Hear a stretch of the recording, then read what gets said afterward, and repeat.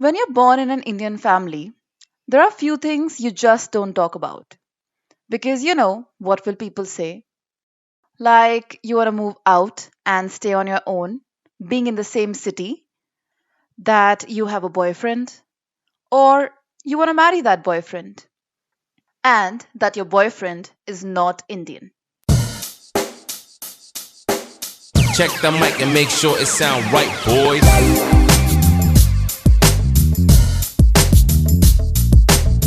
Namaste everyone, I'm Tarushi, and this is Crazy Mad Woman, presented by Stories You Should Know.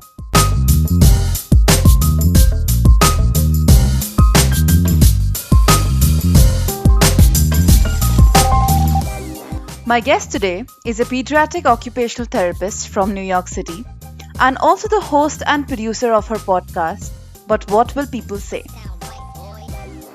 Please welcome Disha Mistry. Hey Disha, why don't we start by you telling us the last time you followed your heart and the world called you crazy or completely mad? So this, I guess, depends on who you would ask if I was crazy. But it also kind of created the basis of my podcast is when I was dating my husband at the time. He was my boyfriend and he's white. I'm Indian. I'm Gujarati. I was born in India. Came over here when I was really young and so was raised in a pretty traditional like Hindu Gujarati family, expected to go to college, get a degree, get a good job, and then get married to a nice brown boy and live happily ever after. That didn't happen. I went and sort of flipped the table on my family and brought home, and I it was terrifying because they didn't know about him for about 3 years. I didn't tell them. Only my friends and my close cousins knew. And this our whole society is so like, what will people say? Like, you can't just bring home someone with a different religion, a different background. Like, we don't know anything about this guy. And so I told them about him, and then about a week later I told them I'm moving out. So I just kind of like, it was a fun weekend. And I've my whole life I've always been that kid that caused a scene with my family. I told my mom from the minute I went to college, I'm like, I'm going to graduate and move to the other side of the country. I'm moving to California. Good luck. Why? She's like, you can't move out. Who's going to take care of you? Like, how are you going to live on your own? I'm like, I lived on my own at school. Like, it's not that hard. And then, I did end up working on the East Coast in Manhattan, and I lived in the city. And so my mom reacted okay. She had met Mike a few times as my friend. Um, my dad didn't. Um, we've been married now for about almost 2 years. They've known him for about 2.5 years, and we weren't engaged. We weren't planning on getting married. None of it. It was, he's my boyfriend. I really like him. You need to know who this person is. Um, so that was tough because it was just months of, well, are you getting married? Just go to the court and get married, like, which doesn't make sense to me. But yeah, so that was that, and then it was months of back and forth, and well, he's a different religion, he's a different culture, all of, like, what about his family? And over time, Michael is quite charming in and of himself, and so he won over my family and my aunts and uncles and everyone, and now we're more or less just like two married people, but the culture stuff does still sometimes come up. So here's your family, whom you just told that you have a boyfriend who's not Indian, and now you're trying to maintain this balance. But how were the things on the other side with Michael? How did you tell him? What did you tell him about your family and how you were going to take these things ahead? So I prepped Michael pretty hard up until like the night I told my parents.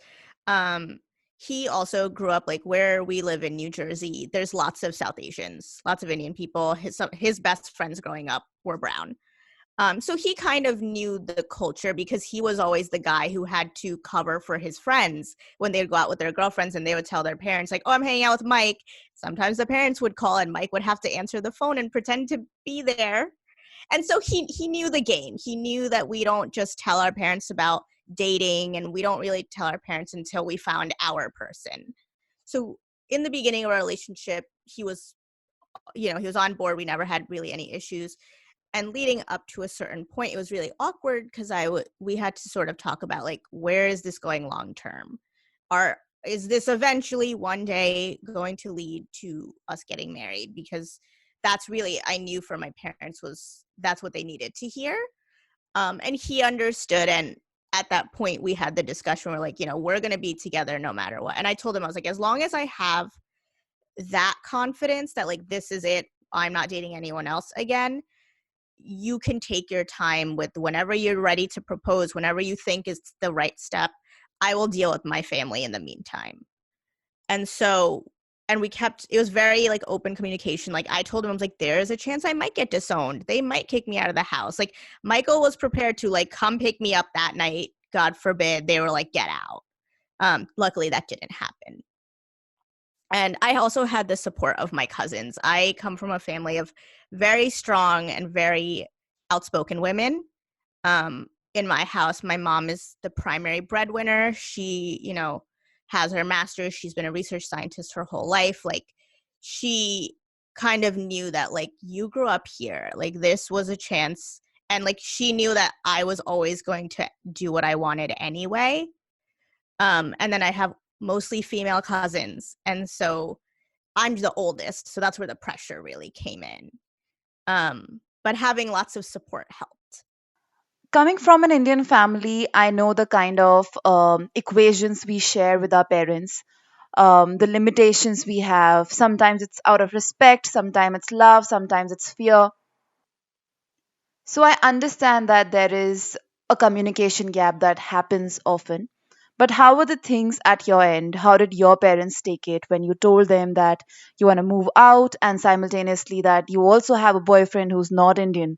So, because I basically told them I was moving out the same weekend as I told them about Michael, that was me dealing with it. It was like, I'm going to let you cope. I'm going to go. Like, you're adults, however you want to deal with it, like, you're going to deal with it, like, I will be there to answer any and all questions.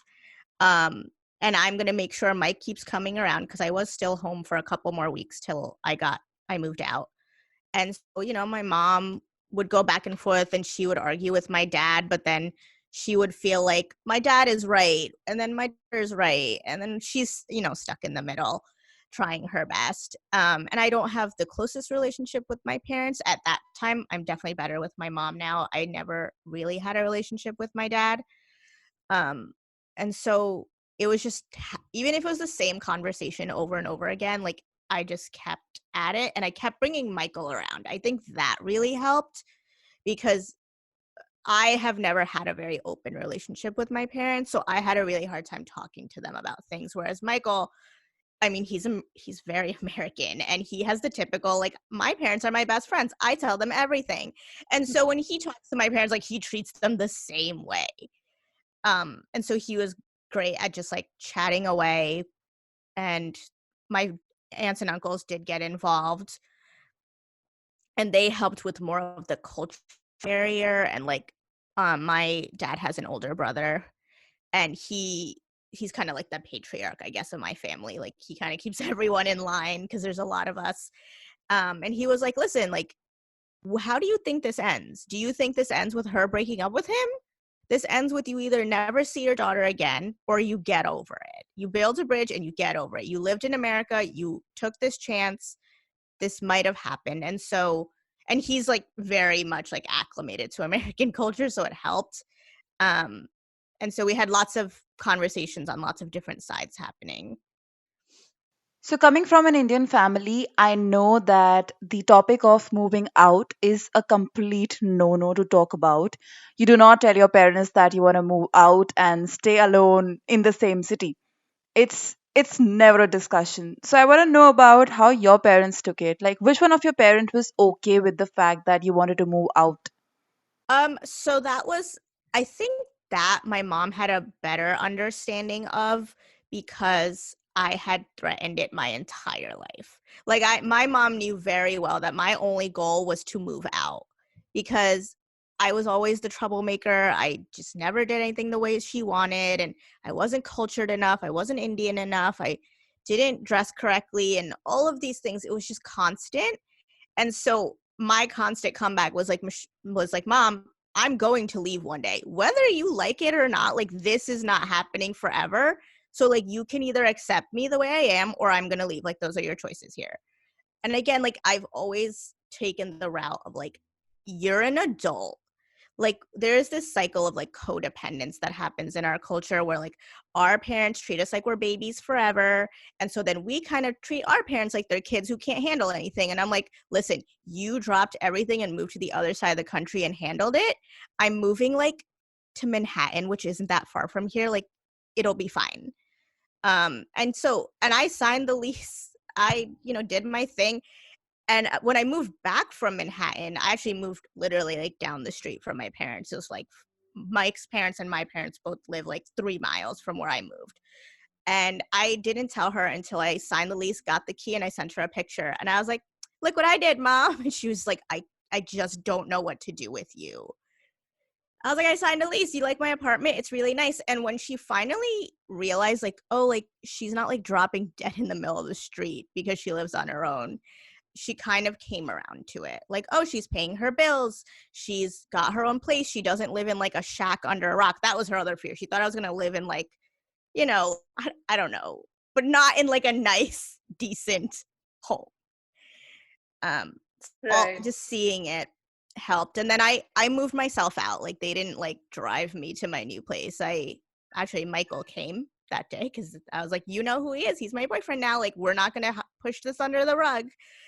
He came, I packed up his car, and I left.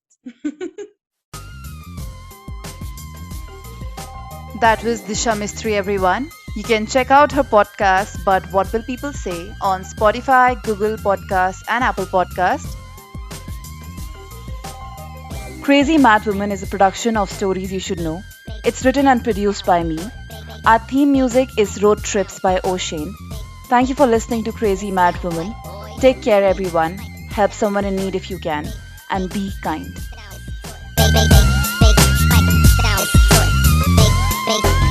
It sound right, boy.